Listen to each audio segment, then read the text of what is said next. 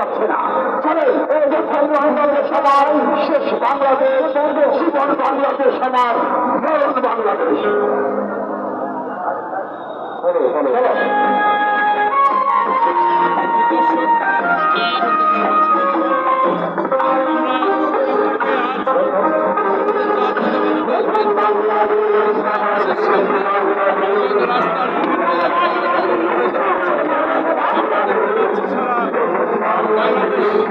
আজকে উত্তাল এবং এইভাবেই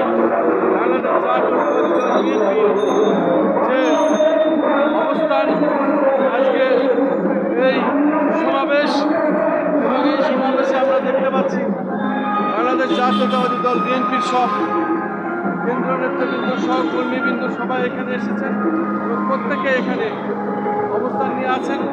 বাংলাদেশ জাতীয়তাবাদী দল বিএনপির কেন্দ্রীয় কার্যালয়ের সামনে নাইট অ্যাঙ্গেল থেকে শুরু করে সমস্ত জায়গায় মানুষ এখন এমনভাবে এসে যাচ্ছে যে এখানে আর দাঁড়াবার জায়গা নাই, পা রাখার জায়গা নাই।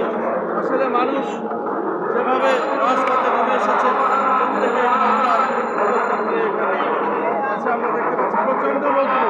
এই প্রখর রৌদ্রের মধ্যে মানুষ এসেই যাচ্ছে তারা তাদের কাজ।